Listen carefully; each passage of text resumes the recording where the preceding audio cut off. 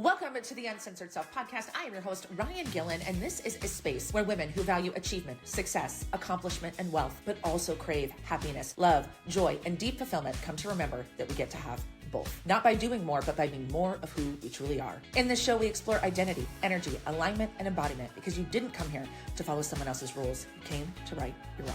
Let's dive in.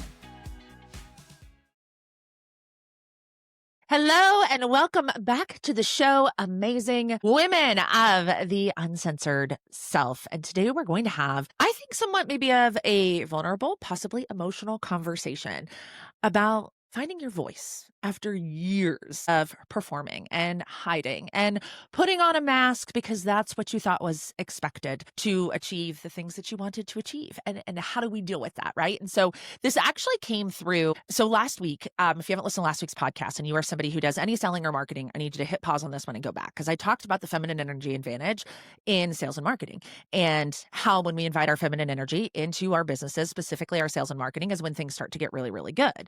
But one of the things that came through over the weekend, Derek and I last weekend went on a motorcycle adventure. So we drove down to like Branson, Missouri, which is about 3 hours from here, and just rented a little cabin in the woods, like legit at an RV park, just the extension of like the cabin. So it's like totally primitive, which is so our jam.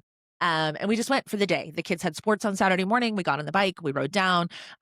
We had a nice dinner and like rode the Branson Strip on the bike, which was so fun. I hadn't been to Branson since I was a child. And then Sunday we got up, went to Dogwood Canyon, which is this nature park, and we rode bikes, like bicycles, and then we rode the bike home.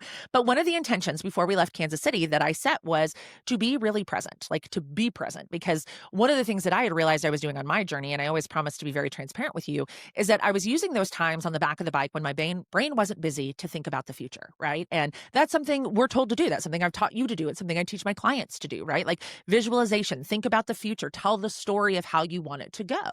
But one of the things that I'm listening to a new book and it's really changing my mind, like changing my life right now. I think I'm in the middle of something really big as I sit here and record this, but it was just like, be present, be here. Where you are right now is fucking perfect. And it just kind of clicked that, yeah, even though I do the right things and the right things, right? I stay positive. I do that. It's always about the future, and you can't get to the future except for through the present moment. And if we keep rejecting the present moment, we're never going to get to that future we're envisioning. And so for me, I'm noticing that's why my manifestations are coming in fits and starts. Like they come in, right? But they're a little sticky. And so I'm just noticing this like greasing of the wheels where things are going to start moving faster and faster and faster because the point of power is in the present.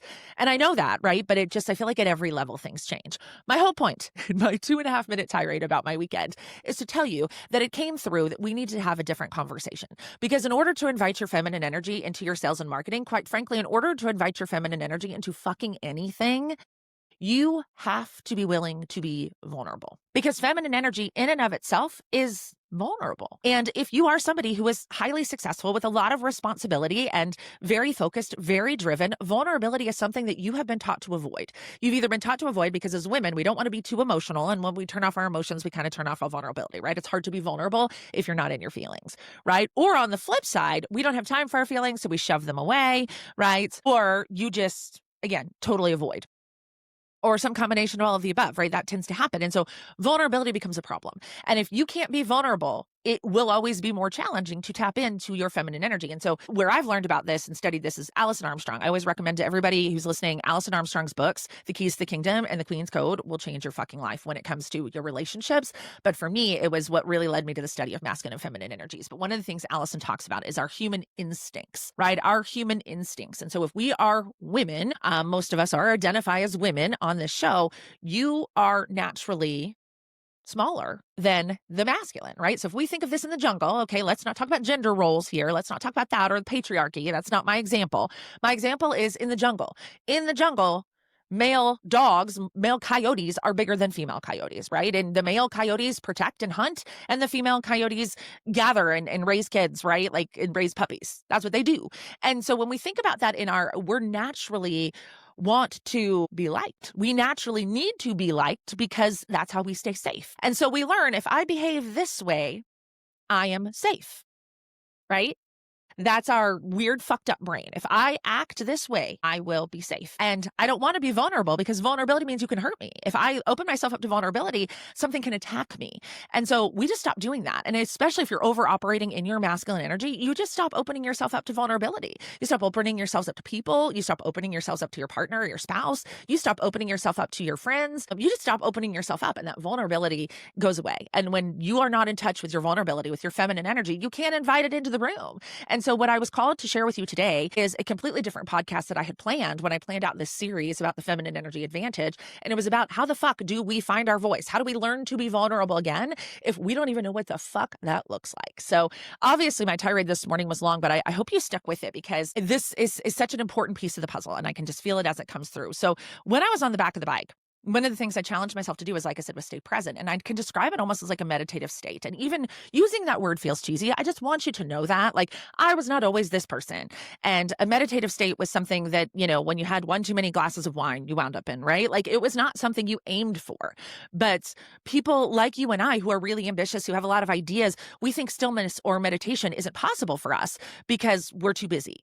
But I want you to redefine meditation as presence. So you can be in a meditative state right here, right now, listening to this podcast. Whatever it is you're doing, if you're listening to it and you're present with it and you're hearing the words and you're feeling the feelings that come along with you, you are actually in a meditative state. Meditation isn't something you have to sit on your pillow and, that's not it. That's part of it. And it's something I'm learning to do and learning to embrace. But meditation is presence. So when you are finally present, and you finally make space and you let go of the resistance of I've got to get somewhere, that's when ideas come through, right? Not from the thinking brain, but from the soul. And that's what happened to me this weekend, right? That's how this episode came to be. The idea that dropped in was like, ooh, this has to be a priority, right? It really, really has to. Because again, if we're not comfortable with who we are, we can't be vulnerable.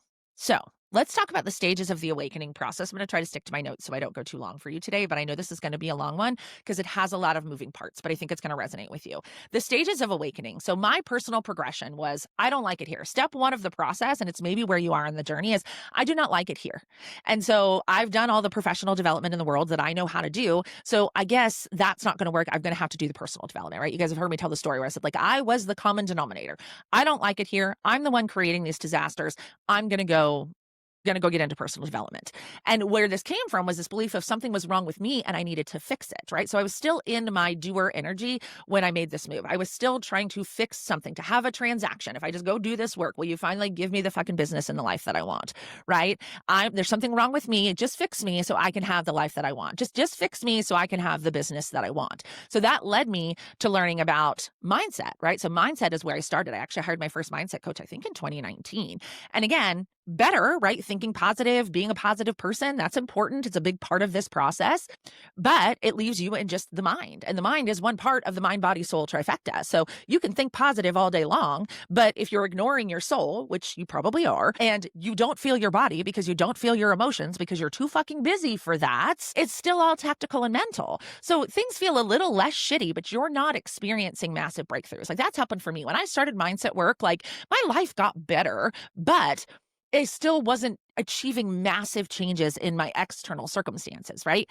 And so then enter in the universal law, right? So I don't like it here. Go do some personal development, fix me, change me, right? And then mindset work. Okay, I'm going to do some mindset work. Great. Then the next step was universal law, right? Doing the work I did with my mentor, which introduced me to the energy game, right? And this is where the foundation really started to crumble for me, right? Like mindset started to create some cracks in the foundation. Universal law, the foundation started to crumble, right? And I really had to rethink everything about the way that I built everything in my life: success, money, love, sex, relationships, identity. Like I had to tear apart every single belief. I had to question everything that I thought that I knew, why I believed what I believed before I could even begin to understand masculine and feminine energy. And so that has been my process in going through this. And I share this with you because I promised you that I would, but if you are still in the I don't like it here phase of your awakening, and you're still in the there's something wrong with me and I need to fix it stage of your awakening, or if I could just figure out how to manifest some fucking money, everything would be fine phase of your awakening, then vulnerability is probably something you have not addressed yet. I'm just guessing. I'm just sharing with you my personal experience and the patterns that I've seen with my clients, right? And then obviously just, the conversation I was apparently having with God on the back of a motorcycle, where if you are still just trying to fix something so that you feel better, vulnerability is probably something you have not embraced yet. And that is where we have to start. If you want to bring your feminine energy in, if you want it to be easier, if you want it to be lighter, if you want it to be better, if you want to be magnetic, you have to be willing to be vulnerable. So we have to get past the point of, let me just fix this problem over here first, right? And then I'll come over here. Okay. That is absolutely what happened to me. So I also want to tell you that I remember from a very young age rejecting anything feminine. Rejecting anything feminine. I was in high school and I remember there was a girl, I would have called her a friend. We were not friends, right? She was pretty by society standards of pretty. Blonde, hips, boobs. When you're a freshman in high school and you have boobs, you're a big deal, right? And I noticed, despite her not being a nice person, not being kind, not doing what she said she was going to do, talking about people behind her back, that people liked her because she was attractive. And that was the first conscious memory I have of rejecting femininity of well, that's not what I want. I mean, not that I didn't want to be attractive, right? But I didn't want to be liked just for the way that I looked. And if we just like people because they're attractive, gross. What does that say about you, person who likes the person who's attractive, but who's a dick, right? That was literally my first time I remember rejecting just traditional femininity. That is not for me. So I'm going to go get attention in other ways. My other ways was in sharing my opinions with the world. I was quite literally the editor of the high school newspaper, and I only really wrote the opinion pieces. Every now and again, I do a new article, but no, not for me. I wanted to be a reporter. I wanted to be a journalist going into college, and then started studying advertising and marketing.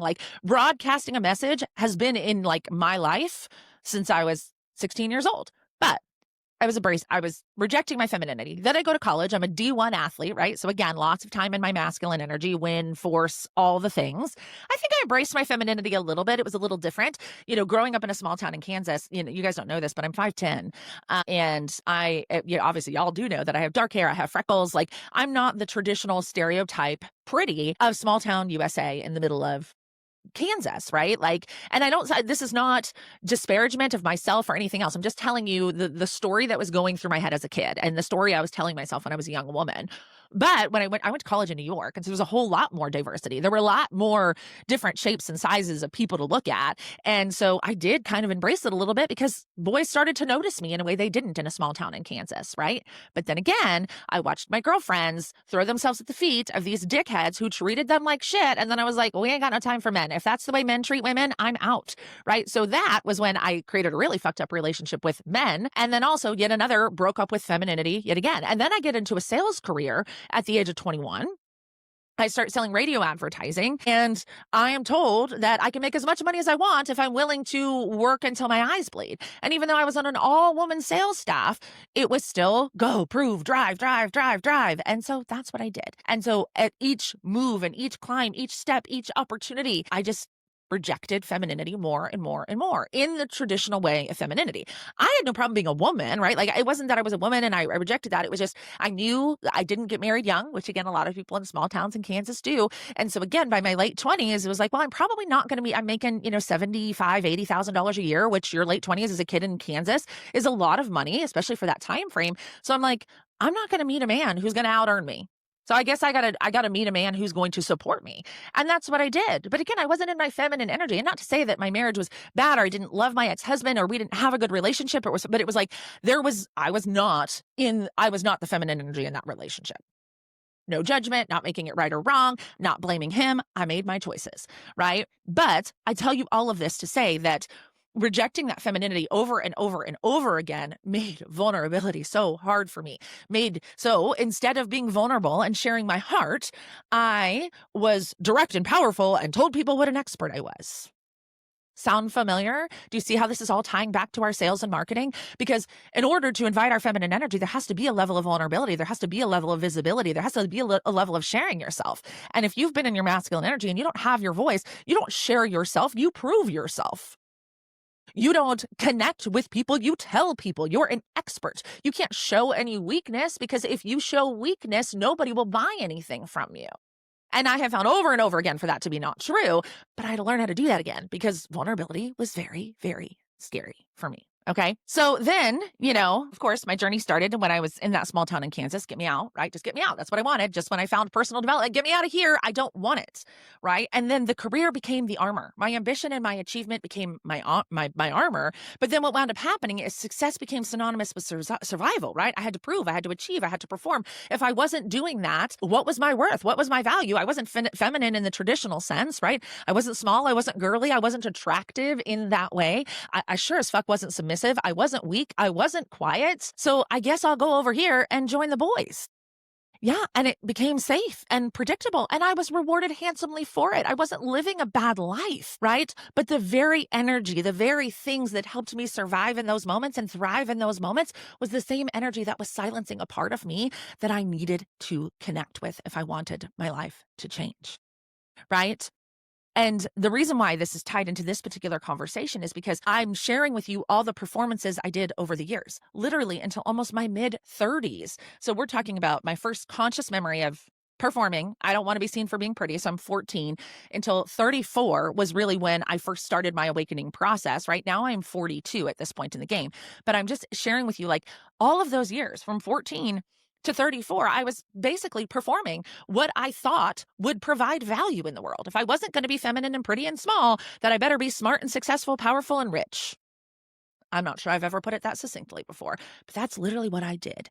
And so performance, right? I was performing and you're probably performing because it's doing the things you're supposed to do to earn approval, belonging, or success, right? If you are doing something merely because it is what you were supposed to be doing because other people will approve of me, whether those other people are clients, your colleagues, the industry, your boss, I don't know, your spouse, right? But if you think there's something you have to do to earn approval or belonging, you are performing because you're like, if I had to do the specific thing, instead of just knowing that I approve of me and I belong to me and I define success. Do you see the difference here? If it's like, I need somebody else to tell me that they think I'm successful. I need somebody else to tell me that they like me. I need somebody else to tell me da-da-da-da-da about myself to feel good, right? That is a performance because I got to go do these things so the world tells me, right? Instead of deciding it comes from inside of you. And why this silences who we truly are when we're performing is because we say what we think is acceptable, not what is actually true to us.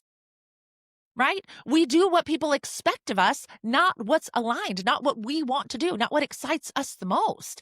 And you're achieving for validation instead of fulfillment. At least I was, right? I wasn't chasing the money for fulfillment. I was chasing the money for validation. Tell me that I didn't waste my entire life to build this thing. But when you perform for years, you forget what your own fucking voice sounds like. And to find it again feels scary. Because feminine energy, like I said, it is vulnerability. And that's what makes it powerful.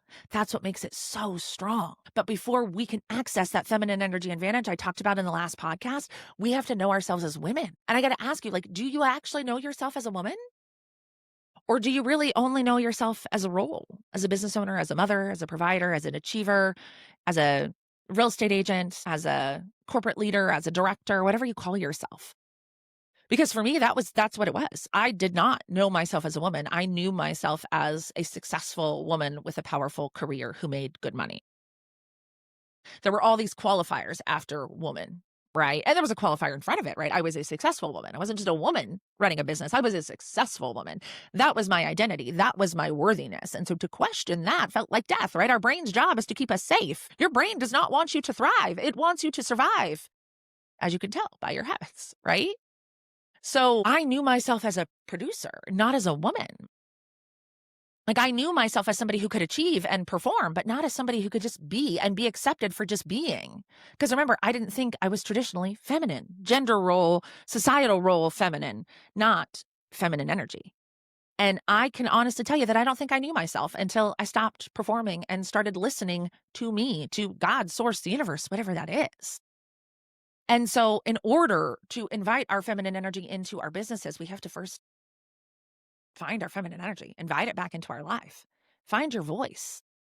And finding your voice is not speaking louder, right? Feminine energy is not loud. It's actually very quiet. but it's lethal as fuck. So this is not about speaking louder. It's about speaking truth, right? Your voice doesn't live in your throat. It lives in your soul. And I know that you know this. You feel this in your body. Even if me saying the word soul makes you cringe a little because you're like, I don't even know what the fuck that means. Your voice is not what you think you should say because people will respond. It's what your soul wants to share.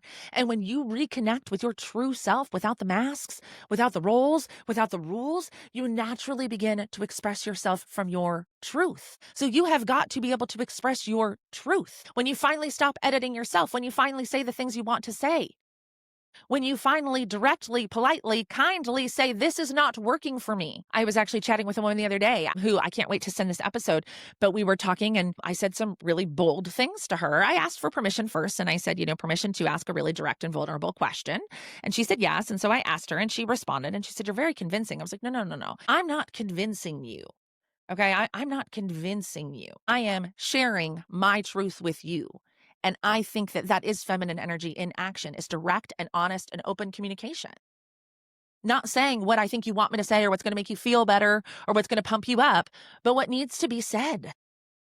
And most of us, the women that I work with that wind up in my inbox, in my messenger, in my one-on-one containers, in my group containers, are not having these open and honest and direct conversations. They don't have their voice. They can't just say, this isn't working for me. I don't want this. I need something different. Yes, please. No, please.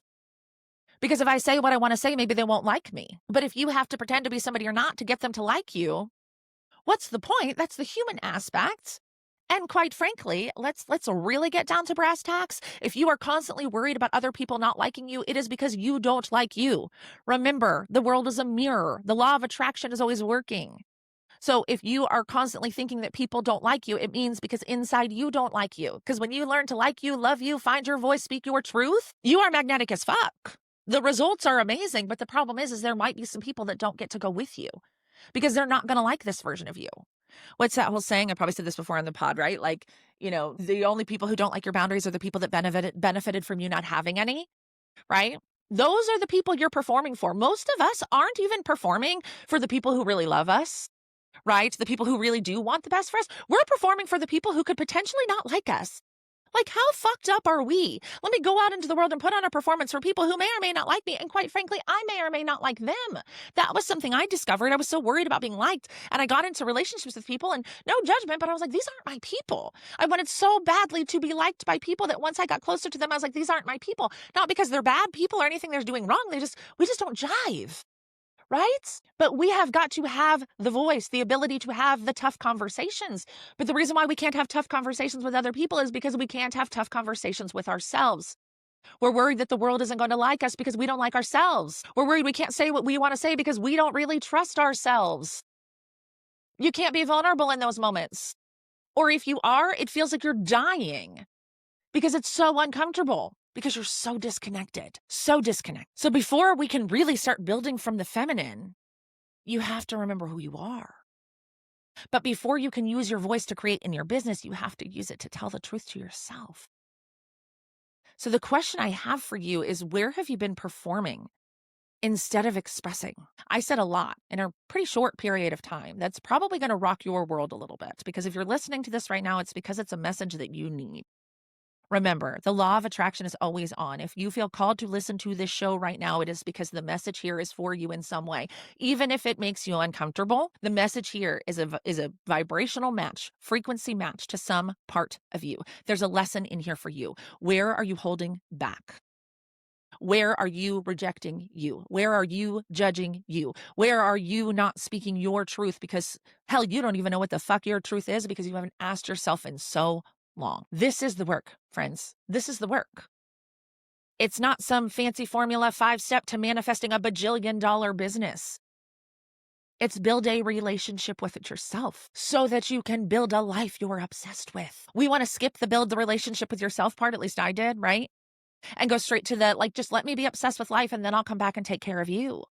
It doesn't work that way. This is the work. And if you want to explore this work, I'm going to invite you to book a self-discovery call. Again, I'm not high pressure. That's not what's going to happen here. It's a conversation. I have several things happening right now that I think are going to blow your mind. If you're just getting started in feminine energy, the Feminine Energy Archetypes Masterclass series, it's a 3-part masterclass. I use it to coach my clients day in and day out. It's amazing. It's only $97. The work that led me to this, the Uncensored Self-Discovery, I finally put into a short program or a digital only program, so you can actually just get those materials and really start studying yourself. I'm working on the workbook for that right now. That's $495. Those are both great options to get started. If you're like, no, Ryan, I would like you to hold my hand through this process because I am terrified.